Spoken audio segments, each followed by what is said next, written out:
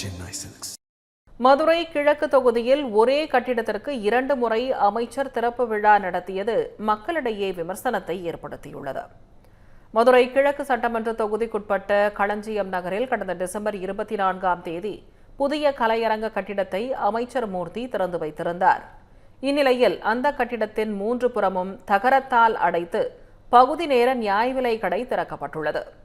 நீண்ட காலமாக புதிய ரேஷன் கடை கட்டிடம் கட்டித்தர வேண்டும் என மக்கள் கோரிக்கை விடுத்திருந்த நிலையில் அரசின் இந்த செயல் மக்களிடையே அதிருப்தியை ஏற்படுத்தியுள்ளது.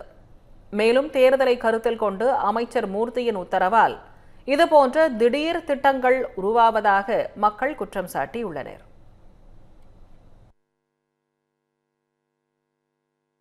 இதில் இல்லை, பக்கத்தில் கொஞ்சம் தள்ளி வானம் தோண்டி இருக்காங்க. அதில் கட்டி தரதாக பேச்சு. வானம்தான் தோண்டியிருக்காங்க. இன்னும் அது அறிகுறி எங்களுக்கு இன்னும் என்னென்ன முடிவுன்னு தெரியலை. இப்போதைக்கு நாடக மேடையில் தகரத்தை அடைச்சி சரக்கு உங்களுக்கு போடுவோம் அப்படின்றத முடிவு கட்டி சொல்கிறாங்க. அது நிரந்தரமாக இருக்கோ இல்லை வேறு எங்கேயும் மாறி போகுதான்றது எங்களுக்கு தெரியாது.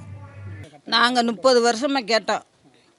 ஆண்டார் வட்டத்தில் கரண்ட் இல்லாமல் கூட நாங்கள் சீமை தண்ணி விளக்க பொருத்தி வச்சு கூட இங்கே இருந்து செமந்தோம். அதுக்கு பின்னாடி ஒரு 10 வருஷம் கழிச்சு இன்னொரு ஆட்சி மாறையில் நாங்கள் செஞ்சு தரோம்ட்டு கல்லுமேட்டில் கொண்டு வந்து வச்சாங்க.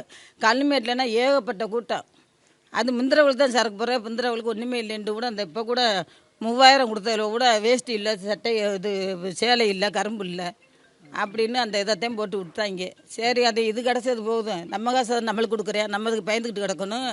நம்ம காசு நம்மளுக்கு கொடுக்குறேன், அவங்ககிட்ட வாங்குறதுக்கு நம்மளுக்கு என்ன பயம்? என்ன அவங்க பொண்டாட்டி வீட்டு காசு, பிள்ளை வீட்டு காசு, மயம் வீட்டு காசு, பேரை வீட்டு காசாக கொடுக்குறேன்.